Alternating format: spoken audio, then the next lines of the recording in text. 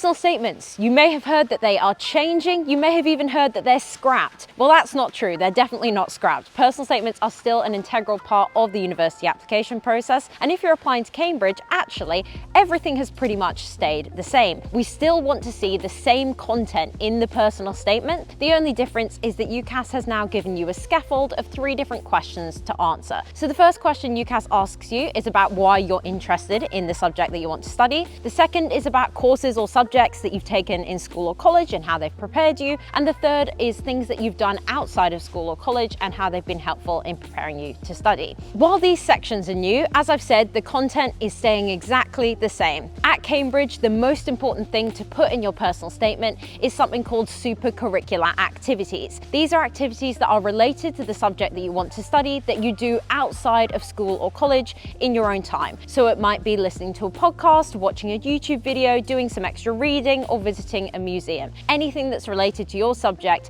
that shows your interest and helps you develop your individual academic interests in that subject. So that was really important to include before, and it's exactly the same now. We still want to see that as the core of your personal statement. Where you put that in those 3 sections is up to you. We don't really mind which question you put it in. We just want to see lots of evidence that you have done supercurricular activities and you have thought about your subject in your own time. We expect that this guidance is going to be pretty similar for all highly competitive universities, but it's always best to check with them. When it comes to Cambridge and specifically Gonville and Keys, you can have a look at our personal statement guidance on our website. There'll be a link in our bio. And if you have any questions, you can leave them in the comments below and we'll be happy to answer them.